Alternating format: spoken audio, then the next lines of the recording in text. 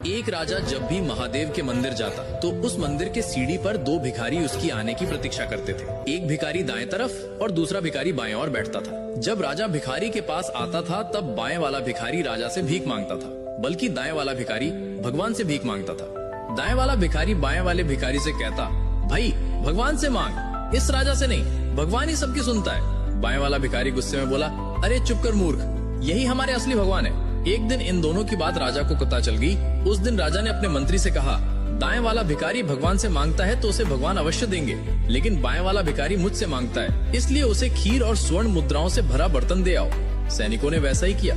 जब बाएं वाला भिखारी खीर खाते खाते दाएं वाले को चिढ़ाने लगा, देख राजा से मांगने पर आज मुझे खीर मिली, लेकिन भगवान ने तुझे क्या दिया? इतना कहकर उसके ऊपर हंसने लगा। खीर खाते खाते जब उसका पेट भर गया तो उसने बची हुई खीर का बर्तन दाएं वाले भिखारी को दे दिया और कहा, ले खा ले मूर्ख, अगले दिन से राजा से भीख मांगना। इतना कहकर वो वहाँ से चला गया। कुछ दिन के बाद राजा मंदिर गया तो उसने देखा कि दाएं वाला भिखारी गायब है। उसने बाएं वाले भिखारी से पूछा, क्या तुझे खीर का बर्तन नहीं मिला था? बाएं वाला बोला, मिला था राजा जी, आपकी खीर बहुत स्वादिष्ट थी। जब मेरा पेट भर गया तो बची हुई खीर मैंने दूसरे भिखारी को दे दी, लेकिन वो मूर्ख हमेशा कहता था, ईश्वर देगा, लेकिन मैंने कहा कि ये बची हुई खीर खा ले और कल से राजा से भीख मांगना, ना कि भगवान से। लेकिन अब वो कुछ दिन से मंदिर नहीं आता है। राजा मुस्कुराया और बोला, आखिर ईश्वर ने उसे दे ही दिया, क्योंकि उस बर्तन में खीर थी, लेकिन उसके नीचे बहुत सारे सोने के सिक्के थे। ये सुनकर वो भिखारी भी समझ गया कि भगवान ने उसे दे ही दिया। अब महादेव को अपने दिल से मानने वाले भक्त कमेंट में हर हर महादेव अवश्य लिखें।